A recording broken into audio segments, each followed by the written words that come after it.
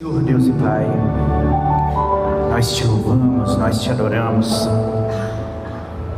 Nós, Senhor, rendemos graças a Ti por tudo isso que o Senhor tem feito em nossas vidas, por tudo isso que o Senhor nos tem concedido e também por tudo que o Senhor nos tem tirado, por todos os sims que o Senhor nos tem dado, manifesto na graça de existir, na graça de respirar, na graça de conviver, na graça de se relacionar, e também por todos os nãos que o Senhor nos tem dito durante esta existência, porque a cada não nós observamos o Teu amor, na voz de muitas águas que nos faz às vezes temer e tremer, nós também observamos o Teu amor e o Teu favor. Nós te pedimos, Senhor, conforme a Tua gloriosa graça e conforme a Tua soberana vontade, que o Senhor possa se estabelecer aqui, o Senhor possa falar de modo simples. Nós não precisamos e nem dependemos das teologias mais rebuscadas, ou mesmo das doutrinas que vêm revestidas de uma pseudociência. Não, nós não precisamos de nada disso.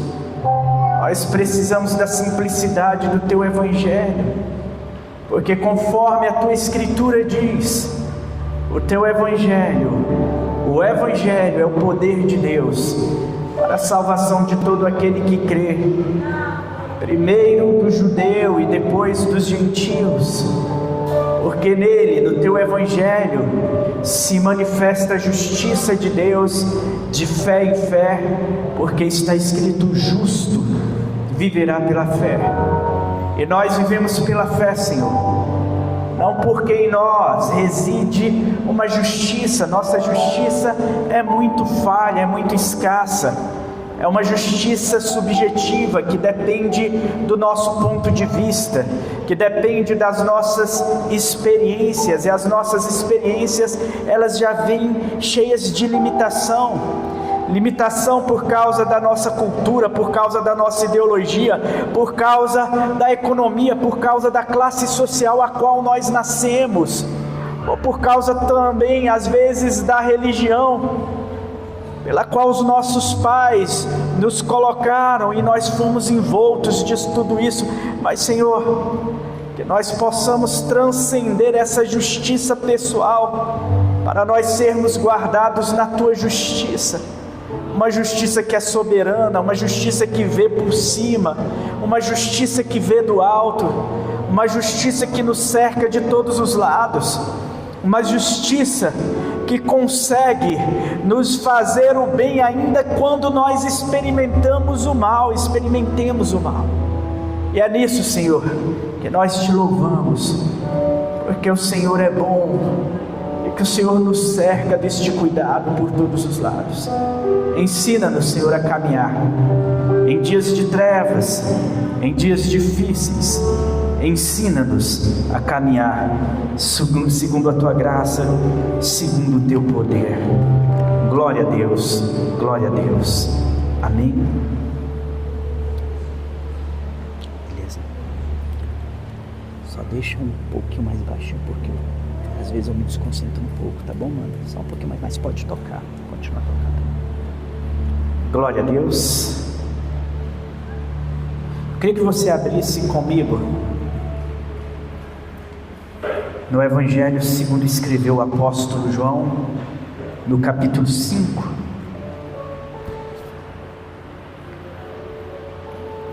Eu queria me deleitar com você hoje neste capítulo.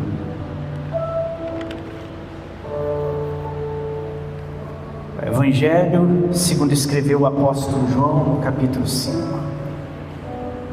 A cada um que está nos visitando, eu agradeço a sua presença. A cada um que está aqui nessa noite fazendo essa visita maravilhosa. Ali está a mãe do Felipe, do Bruno, que Deus abençoe muito você. Está ali a irmã do Rafael, que Deus abençoe muito você.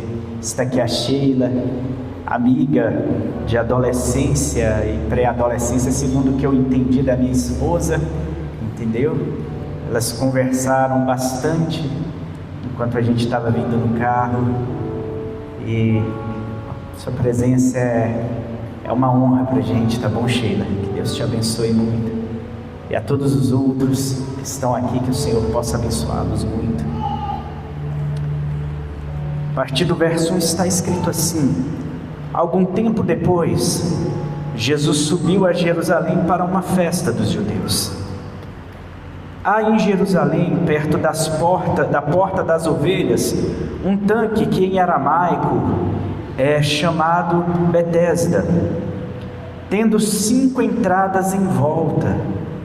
Ali costumava ficar grande número de doentes e pessoas inválidas, cegos, mancos e paralíticos. Eles esperavam um movimento nas águas, porque de vez em quando descia um anjo do Senhor e agitava as águas. Eu queria fazer um adendo, eu queria que você pudesse se assentasse, mas eu queria fazer um adendo quanto essa parte final do verso 3 e esse verso 4. Na maioria dos escritos, das cópias antigas da Bíblia que existem, essa parte final do verso 3, que é eles esperavam um movimento nas águas, e o verso 4 não existe. E eu queria fazer um adendo aqui, explicando isso para você, porque em alguns, apenas uma das poucas cópias antigas da Escritura é que vem com essa parte final do verso 3 e o verso 4. Eu queria te dizer que essa parte, ela existe, ela foi colocada ali provavelmente para dar ênfase neste mito, no que eles acreditavam que acontecia no tanque de Betesda. Porque para muitas pessoas, de fato, cresceu-se um mito e cresceu-se no meio do povo judeu aquela história de que de tempo em tempo as águas se agitavam, e se agitando as águas, o primeiro que conseguisse adentrar ali sairia curado. E nós sabemos do efeito placebo que existe numa falsa esperança, por isso que é importante falar disso. O efeito placebo que existe na falsa esperança é utilizada por charlatões da fé, seja em qualquer segmento que você puder imaginar. No meio evangélico existem charlatões da fé que, por exemplo, utilizam a falsa esperança das pessoas para, de alguma forma, por meio de moveres que não conseguem passar pelo crivo da Escritura, porque o que nós pregamos é com base na Escritura, e nós temos todo um fundamento para nós crermos na Escritura, mas que, baseado nisso, começam a propagar um monte de curas e milagres que de fato nunca existiram. Eu gosto sempre de relembrar isso, porque quando eu leio as histórias dos evangelhos em que Jesus curou, eu não consigo ver Jesus curando uma pessoa e a pessoa, por exemplo, um paralítico, ficando andando todo torto. Eu não consigo imaginar isso. Eu não consigo uma pessoa que às vezes, enquanto ela está emocionada, e quando existe o sequestro límbico de uma pessoa, e aqui o nosso cérebro ele entra num padrão emocional diferente, quando isso acontece, normalmente algumas dores são naturalmente anestesiadas, e os charlatães da fé, eles se aproveitam disso, seja no mundo evangélico, seja no mundo católico, seja nos xamãs que vieram aí das religiões indígenas, seja também no mundo espírita, ou qualquer ocasião, qualquer lugar que existe algum traço de fé, isso pode acontecer. E as pessoas que estão em algum tipo de vulnerabilidade emocional, porque elas pretendem, elas querem muito ver o milagre, ou querem muito que um parente seu seja visitado por um milagre, normalmente estes movimentos conseguem seduzir estes corações vulneráveis, e as pessoas são aprisionadas em falsos milagres. Eu vejo em páginas, eu sigo muitas páginas evangélicas, eu vejo, por exemplo, algumas curas, que na hora que eu bato o olho naquilo eu falo, cara, não é possível. Isso é apenas um movimento de águas, é apenas uma fábula e um mito. E como está lá em 2 Timóteo capítulo 4, a Escritura nos diz que nos últimos dias, e os últimos dias desde os tempos de Cristo, já são os últimos dias. E mesmo para você, se você viver 40, 50, 70, 80, 90 anos, você acha que isso é muito tempo, perto, por exemplo, da idade da terra? Ou seja, o que você vive enquanto da sua existência já são os últimos dias. E eu sempre falo isso, que nós experimentamos todos os dias a escatologia do nosso ser, o final dos nossos dias. A cada respiração a gente experimenta isso. E Paulo ele vem dizer que nos últimos dias eles não dariam mais ouvidos à sã doutrina, mas amontoariam para si doutores e mestres segundo os seus próprios desejos, e eles dariam ouvidos a todo tipo de mito e fábula. Aqui era um mito que se propagou em Jerusalém, o mito de que o movimento das águas, o primeiro que ali pudesse pular, ele sairia curado. Aí uma pessoa tem, por exemplo, uma dor no braço, na hora que a água se agitava, ele pulava, e no momento de emoção, como eu disse para vocês, o efeito placebo gera isso.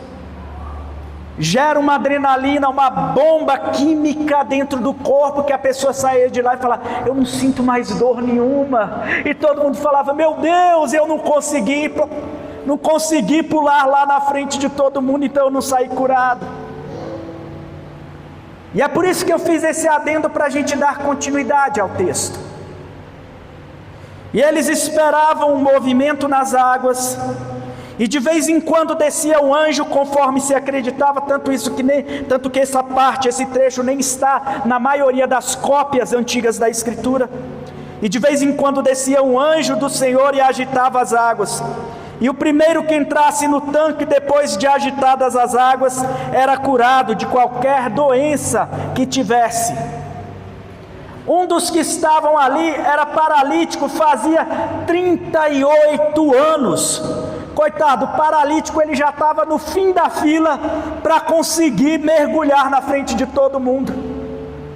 O cara ficava ali na beirada há 38 anos no aguardo de que, se ele conseguisse talvez fazer um movimento e cair primeiro do que os outros, mas na hora que havia alguma agitação, o que estava com cravo, com a unha encravada, pulava primeiro do que ele.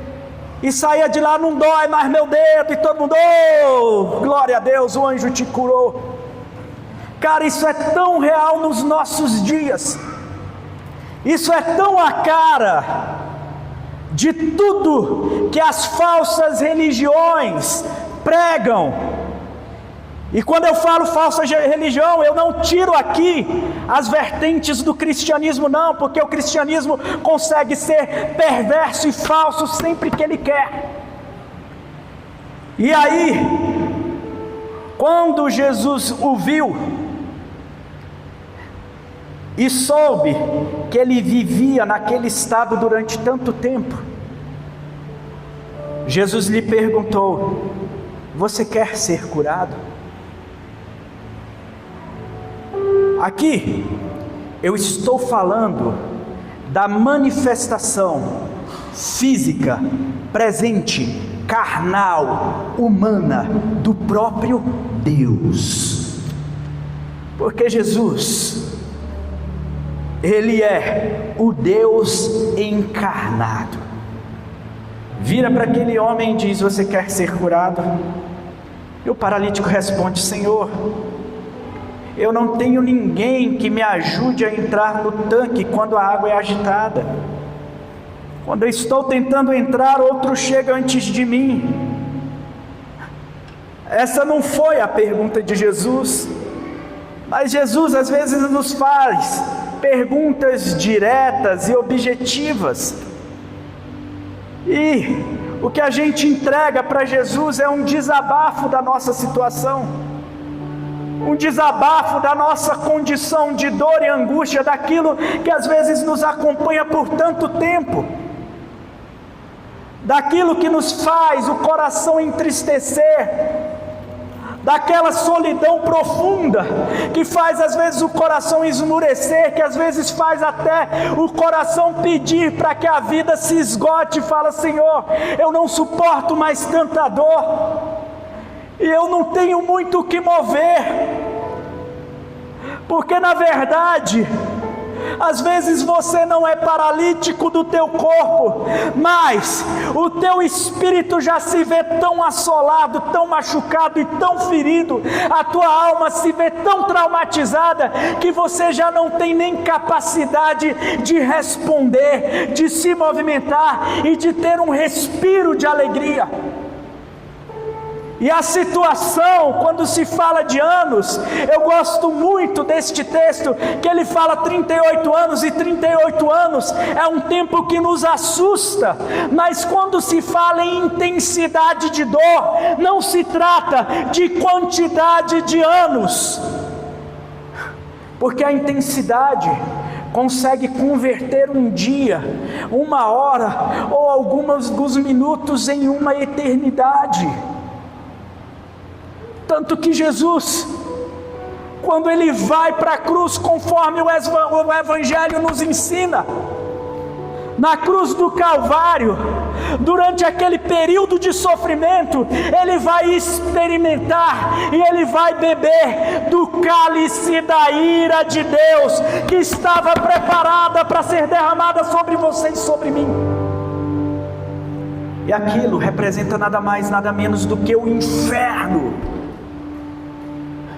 Jesus, naquelas poucas horas que Ele experimenta a dor, Ele é preso já de madrugada, e Ele começa a ser espancado, esbofeteado, cuspido, maltratado, e no silêncio Ele falava, no silêncio Ele intercedia, com um olhar que Ele direciona a Pedro, Ele comunicava perdão e verdade.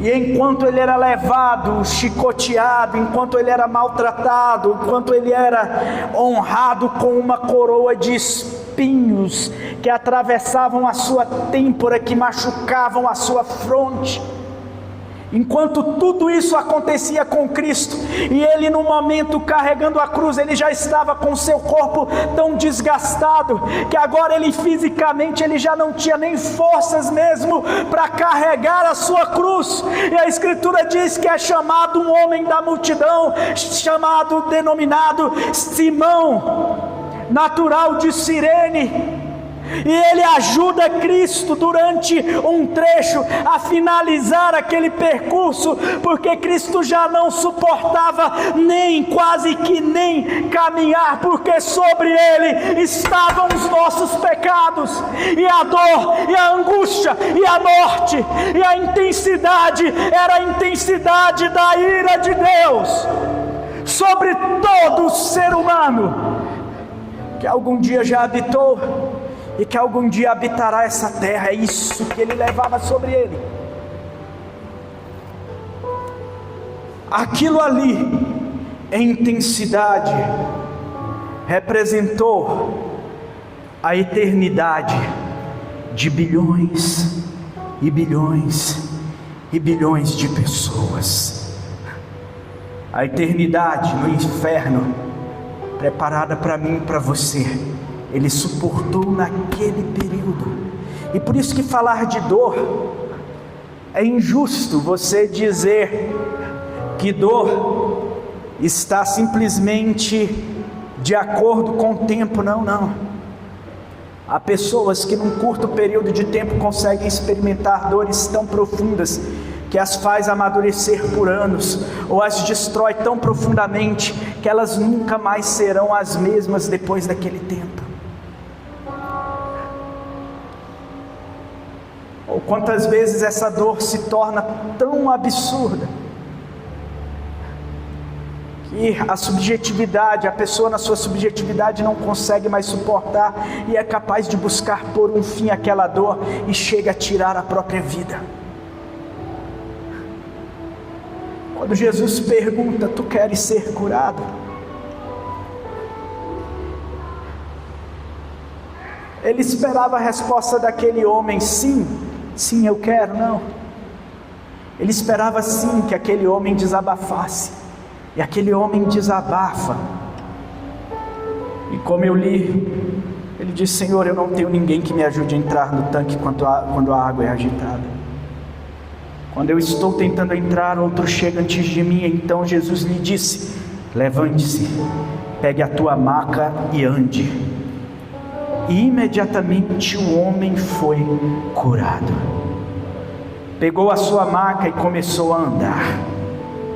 E isso aconteceu num sábado. E por essa razão os judeus disseram ao homem que havia sido curado: hoje é sábado e não lhe é permitido carregar a maca. Meu Deus! A religião, ela cria todas as regras da liturgia para os dias santos, para as festas santas, para tudo aquilo que eles dizem ser o que deve ser.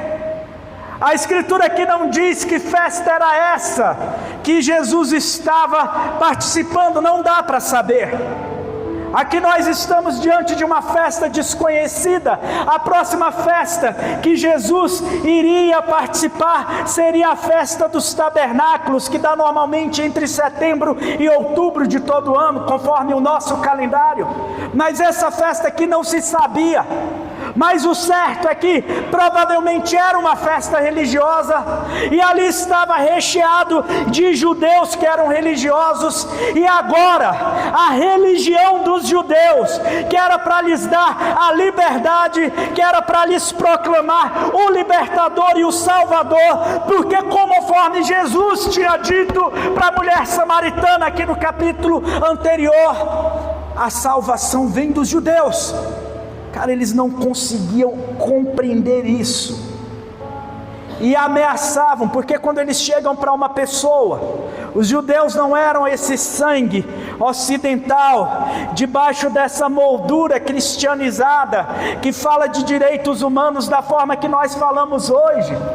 Isso veio existir de 1945 para cá. A própria Declaração Universal dos Direitos Humanos, que deixa a gente tratando as coisas com mais humanidade, vem dessa época para cá, depois da Segunda Guerra Mundial. Mas nessa época não, era a brutalidade em pessoa. Quando eles viravam e falavam: olha, não é permitido você carregar essa maca, eles não estavam simplesmente recomendando a pessoa que guardasse a maca, eles estavam de fato ameaçando a pessoa por estar carregando a maca. Mas aquele homem tinha sido curado, e ele falou: o homem que me curou é que me disse: pegue a sua maca e ande. Porque quem é tocado por Jesus não vive mais debaixo do espírito da religião. Ele se liberta das amarras da liturgia e de tudo isso. Ele consegue vencer as amarras daquilo que lhe poderia prender. Ele consegue de fato experimentar a liberdade, ainda que ele viva em prisões.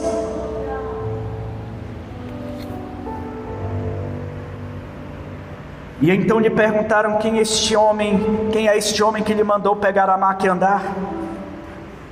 E o homem que fora curado não tinha ideia de quem era ele, pois Jesus havia desaparecido no meio da multidão. Verso 14: mais tarde Jesus o encontrou no templo e lhe disse: olhe, você está curado. E aí Jesus agora faz a recomendação, que seria aquela que faria a sua alma e o seu espírito agora andar livremente, sem a paraplegia almática, sem a paraplegia espiritual. Ele poderia viver a liberdade. E ele diz: não volte a pecar, para que algo pior não lhe aconteça, porque Jesus sabia que aquele homem que era paralítico, por mais que Estar paralítico é uma situação horrível, mas Jesus sabia que o pior é quando a alma está adoecida a tal ponto do que acontecia com os judeus, que já com sua mente cauterizada não conseguiam enxergar na sua frente a verdade e a liberdade que habitava naquele que era o Filho de Deus e que era o próprio Deus. Esse tipo de paraplegia, esse tipo de limitação da consciência, esse tipo de limitação é que faz com que a alma e o corpo sejam lançados no inferno da própria arrogância, da própria soberba, no inferno do orgulho. E ele continua dizendo: e o homem foi contar aos judeus que fora Jesus que o tinha curado. Então os judeus passaram a perseguir Jesus. E agora, aquela perseguição que vinha contra Jesus, ela vai se intensificando. Nós estamos falando já de poucos meses que antecedem a morte de Cristo e a sua crucificação. E agora, quanto mais Jesus, ele já não está mais falando apenas com seus discípulos do significado do seu ministério. Jesus está começando agora a expandir e explanar de modo aberto e escancarado o significado do que seria o seu ministério. E agora a perseguição se intensifica. E nós vamos ver isso daqui o tempo todo, a intensificação dessa perseguição, tanto que alguns capítulos posteriores, Jesus já estava tão queimado. Quando nós vamos para o capítulo 8, que fala da festa dos tabernáculos, eles começam já a pegar em pedras para poder apedrejar Jesus. Quando nós chegamos no capítulo 11, que vai falar da ressurreição de Lázaro, a Escritura já vem nos dizer que quando Jesus ele está ali já passando pela região da Pérea, já estava do lado norte ainda, provavelmente do lado norte do Rio Jordão, mas no deserto da Pérea, naquela região desértica, ele já estava nas proximidades da Judéia, e na Judéia ele já era odiado de modo extremo, de modo que quando ele fala que ele vai chegar até Betânia, e Betânia distava de Jerusalém apenas 3 quilômetros, é quase que um pouquinho mais do que daqui no shopping do Gama. Tomé já vira e fala: a gente vai lá para morrer agora, não tem jeito. Tomé, né, naquele jeito sincero dele, ele fala: agora a gente está lascado, agora a gente morre. Jesus, vamos ficar por aqui mesmo, não vamos descer ali para Betânia não, está muito pertinho, e o povo lá não está gostando muito de ti. Jesus fala: não, eu vou, porque os últimos sinais que iam testificar quem Jesus Cristo era, precisavam demonstrar que o seu poder, sendo sobre-humano, era diferente de tudo que já havia sido conhecido, e ele precisava passar por Betânia para poder ir até o túmulo de Lázaro, que já há 4 dias estava sepultado, e poder dizer: Lázaro, vem para fora. Aqui nós já estamos vivendo nesse ambiente acalorado, e então os judeus passam a perseguir Jesus porque ele estava fazendo essas coisas no sábado. Não, eles agora odiavam pelo fato do que já chegava sobre o burburinho de quem Jesus dizia acerca de si mesmo. E aí Jesus olha para estes mesmos homens, numa época de festa, onde a cidade está lotada, e ele fala de modo aberto: meu Pai continua trabalhando até hoje, e eu também estou trabalhando. Por essa razão os judeus mais ainda queriam matá-lo, pois não somente estava violando o sábado, mas também estava dizendo que Deus era seu próprio Pai, ou seja, ele estava igualando-se a Deus. E Jesus lhes deu essa resposta: eu lhes digo verdadeiramente que o Filho não pode fazer nada de si mesmo, ele só pode fazer o que vê o Pai fazendo, porque o que o Pai faz, o Filho também faz, pois o Pai ama o Filho e lhe mostra tudo o que faz. Sim, para a admiração de vocês, Ele lhe mostrará obras ainda maiores do que estas. Ele estava já antecipando o que aconteceria pouco tempo depois, alguns meses depois, como por exemplo a ressurreição de Lázaro. Pois da mesma forma que o Pai ressuscita os mortos e lhes dá a vida, o Filho também dá a vida a quem Ele quer. Além disso, o Pai a ninguém julga, mas confiou todo o julgamento ao Filho, para que todos os homens,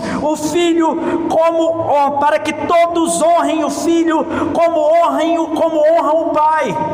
Aquele que não honra o Filho também não honra o Pai. Jesus aqui estava sendo mais do que escrachado. Eu lhes asseguro, quem ouve a minha palavra e crê naquele que me enviou, tem a vida eterna e não será condenado, mas já passou da morte para a vida. E eu lhes afirmo que está chegando a hora, e já chegou, em que os mortos ouvirão a voz do Filho de Deus. E aqueles que a ouvirem viverão, pois da mesma forma que o Pai tem a vida em si mesmo, Ele concedeu ao Filho ter a vida em si mesmo, e deu-lhe a autoridade para julgar, porque é o Filho do homem. E não fiquem admirados com isso, pois está chegando a hora em que todos os que estiverem nos túmulos ouvirão a sua voz e sairão, e os que fizeram o bem ressuscitarão para a vida, e os que fizeram o mal ressuscitarão para serem condenados. Porque por mim mesmo nada posso fazer, eu julgo apenas conforme ouço, e o meu julgamento é justo, pois não procuro agradar a mim mesmo, mas a quem me enviou. E se testifico acerca de mim mesmo, o meu testemunho não é verdadeiro, mas há outro que testemunha em meu favor, e o seu testemunho a meu respeito é válido, porque na lei de vocês uma testemunha não é suficiente, mas com duas testemunhas um testemunho já ganha validade. Então meu Pai testifica de mim mesmo. Vocês enviaram representantes a João, e ele testemunhou da verdade. Não que eu busque testemunho humano, mas menciono isso para que vocês sejam salvos, porque João já trazia este testemunho. João era uma candeia que queimava e irradiava luz, e durante certo tempo vocês quiseram alegrar-se com sua luz. Jesus está dizendo para eles: enquanto João era uma candeia, eu sou um sol como testemunho. E é impressionante que o sol por si mesmo, ele é a testemunha de si, mas com seu esplendor e com a sua glória, ninguém adianta dizer e falar, consegue apontar para o sol e dizer: ele não é sol. Jesus demonstrava essa glória, este fulgor que conseguia modificar a estrutura atômica das coisas, de uma coluna, de nervos, de terminações nevrálgicas. Ele conseguia converter isso tudo em um milagre e fazer essa pessoa andar. Ele conseguia fazer com que os olhos novamente surgissem, e que a luz novamente pudesse tocar tocar a retina e que pudesse novamente trazer a informação ao cérebro. Ele conseguia fazer isso tudo porque a energia, o poder que dele emanava era o próprio Deus, que tinha a vida em si mesmo, e ele era essa vida.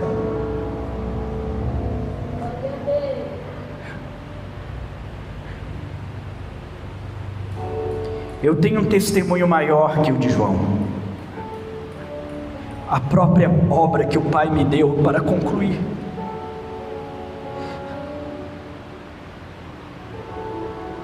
Este testemunho seria a dor e a cruz, e aquele testemunho ecoaria para a eternidade, nos alcançando hoje. E o Pai que me enviou, Ele mesmo testemunhou ao meu respeito.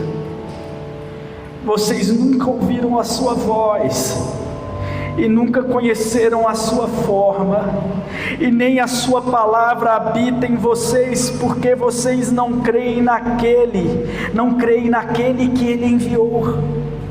E Jesus agora arroga para si essa autoridade, uma autoridade que coloca todos nós em xeque. Crer em Deus, eu digo para vocês, é muito fácil. Crer em Deus é muito fácil. Uma leitura das evidências, uma leitura do cosmos sincera. Quando você olha a composição de uma célula, quando você olha para uma árvore, por exemplo, uma árvore frondosa, ela não cresceu a partir do solo, não foi o solo que se materializou e se tornou árvore. Tanto que se você pegar uma árvore, você colocar uma semente dentro de um vaso, e você colocar ali naquela terra, e ela for crescendo, crescendo, crescendo, se você pesar o vaso, ele vai ter um determinado peso. Quando você, mais à frente, novamente, quando ela está grande, você pesa o vaso, aquele vaso vai ter 2 vezes o seu peso. Significa que ela não cresceu em decorrência da terra que havia no vaso. Quando você olha para uma árvore, o que você vê é oxigênio, o que você vê é o carbono, tudo isso que foi sintetizado a partir do sol, e que ele converteu isso para se tornar algo material que você toca. É por isso que quando você queima, você novamente está devolvendo para o ar o que a árvore é, e o que sobra, normalmente as cinzas, são muito menor do que a própria árvore, porque o resto tudo volta para a própria natureza. Por que eu estou dizendo isso para vocês aqui? Porque esse Cristo, que tem a vida em si mesmo, e que conhece todos estes elementos, este Cristo, é Ele que tem o dom da ressurreição.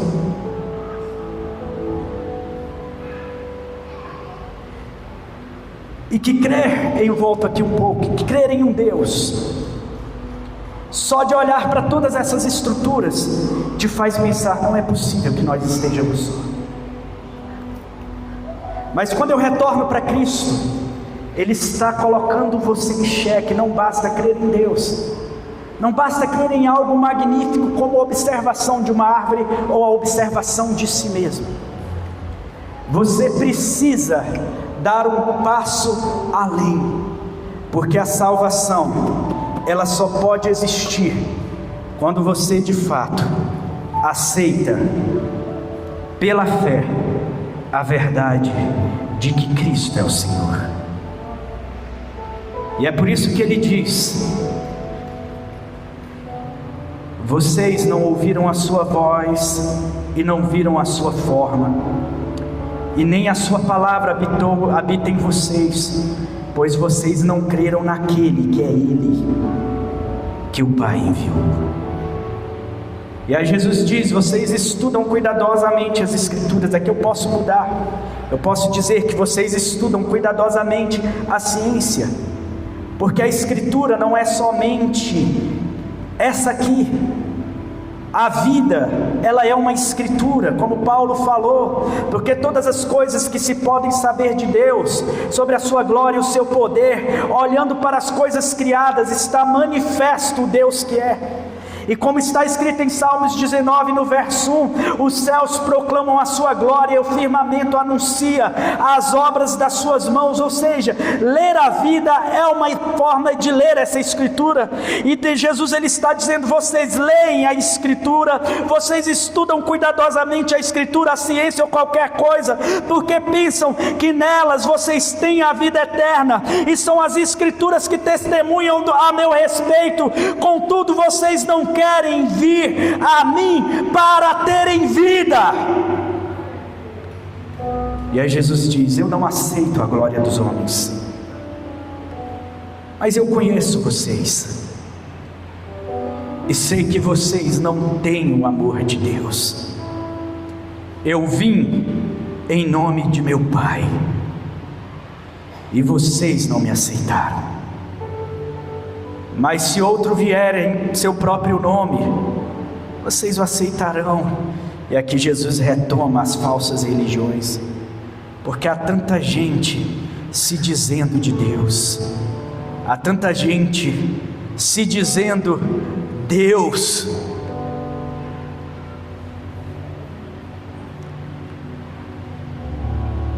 Como vocês podem crer, se aceitam a glória uns dos outros, mas não procuram a glória que vem do Deus único.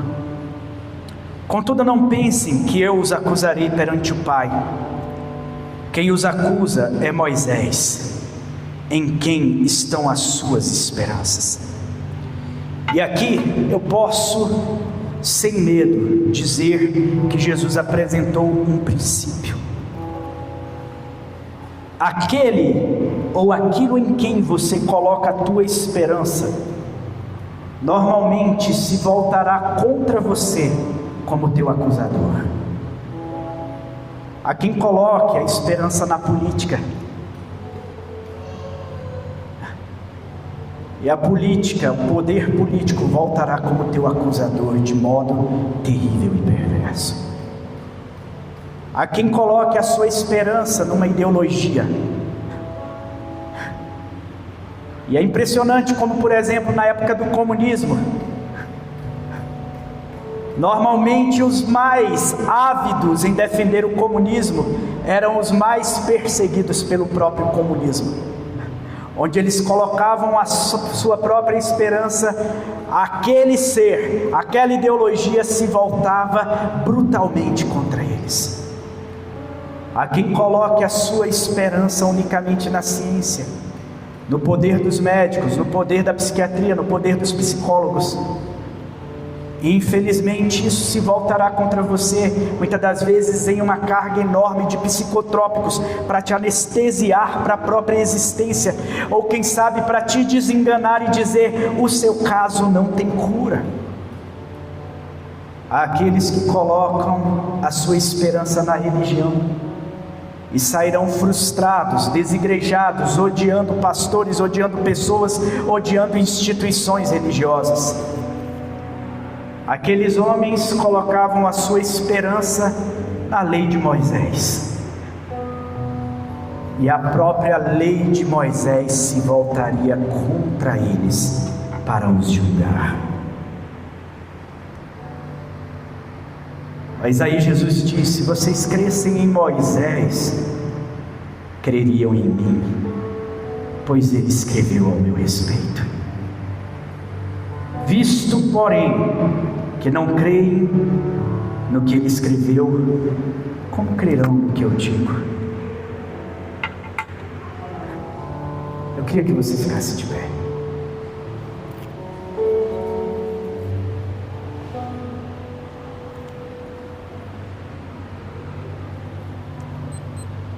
Eu queria que nesse momento você fizesse uma reflexão rápida acerca de algumas coisas que eu vou te relembrar. Primeiro, esse Jesus que foi morto, ele ressuscitou. Nós estávamos ali falando da ressurreição do discipulado, né, Sarinha? E a gente falava que a ressurreição de Cristo não é num corpo imaterial. Não. Ele chega para Tomé e fala: pegue, toque, aqui há carne e ossos. A ressurreição de Cristo não é um espírito, um fantasminha, um Gasparzinho que veio de alguma forma para nos trazer uma mensagem de paz. Eu venho em paz. Até extraterrestre fala isso, né? Eu vim em paz. Não, Jesus não veio dessa forma. Ele é de fato um Deus vivo, e que hoje Ele chega para cada um de nós e faz aquela primeira pergunta: você quer ser curado? Onde é que está a tua angústia, a tua dor, a tua tristeza? Você quer ser curado? Eu sei que você vai apresentar um desabafo diante dele tantas vezes. Não tenha medo de desabafar. No livro de Jó, o capítulo 2 inteiro é um desabafo onde Jó rasga o seu coração, dizendo para Deus tudo que ele está vivendo, tudo que ele está sentindo. Jeremias, ele chega em um determinado ponto da sua existência, na dor e na angústia que ele vivia, porque ele tinha que profetizar tudo o que ele não queria falar, mas ele tinha que falar. Ele chega: Senhor, amaldiçoado é o dia do meu nascimento. Jeremias também passa por isso, por essa angústia da dor. E às vezes a gente tem que desabafar, rasgar o coração, colocar diante dele e falar tudo. E ainda assim a resposta dele, diante da sua pouca objetividade, ou da volta que você dá para dizer o que você sente, sendo que você nem sabe muitas das vezes expor o que você sente, expor o que você acredita sentir. E ele diz: pega o teu leito e anda. Ele entra na tua situação e ele resolve. Mas não basta isso. A partir da resolução da tua situação, você passa para o processo de obediência à sua palavra, que é pegar o seu leito e andar contra as suas tradições, contra as tradições religiosas, contra as tradições culturais, contra as tuas tradições familiares.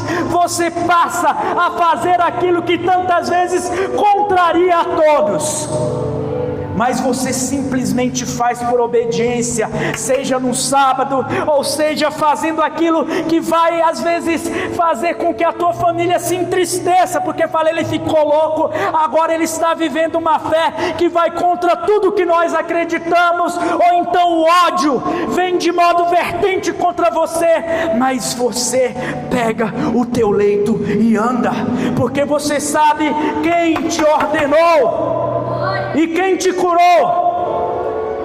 Mas não para por aí. Quando a tua consciência retorna para um encontro, buscando no templo aquele que te curou, e você retorna para o ambiente que você acredita ser o ambiente correto para ser curado, e ele vira para você e ele reconhece você primeiro do que ele te conhecia, e ele começa a primeiro ele diz quem? Ele diz, ele se apresenta novamente para aquele homem. E aí novamente ele te convida ao arrependimento. Ele diz: vai, não peque mais, para que não te suceda coisa pior. E você decide se arrepender do teu orgulho, da tua arrogância, da tua pedância, da tua dificuldade, da tua obstinação em simplesmente se render aos pés dele. E não para por aí. Você agora passa a se revestir em seguida. Você passa a se revestir da fé nele, e você passa a crê-lo, e você crer em quem ele é. Ele é o Filho de Deus, ele é o próprio Deus encarnado, ele é aquele que diz: eu sou a ressurreição e a vida. Ele é aquele que diz: aquele que está em mim, eu de maneira nenhuma lançarei fora. Ele é aquele que diz: aquele que me encontra e aquele que crê em mim, eu lhe darei a vida eterna. E agora, contra todas as angústias, todas as perseguições e tristezas deste tempo presente, você simplesmente caminha em fé. Uma fé que não é de acordo com a liturgia, mas uma fé que é poderosa nele para poder enfrentar todas as coisas. Senhor Jesus, nós te amamos.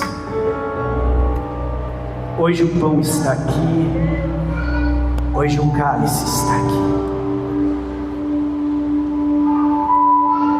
Nós cremos em Ti.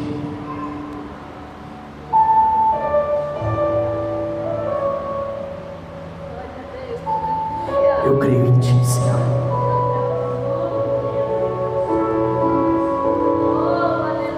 Perdoa-nos todas as vezes que nós não cremos.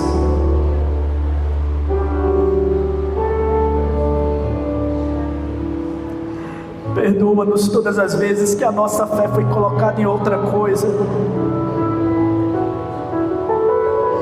que a nossa fé foi desviada para qualquer outra coisa que não era o Senhor. Mas nós, Senhor, cremos em Ti.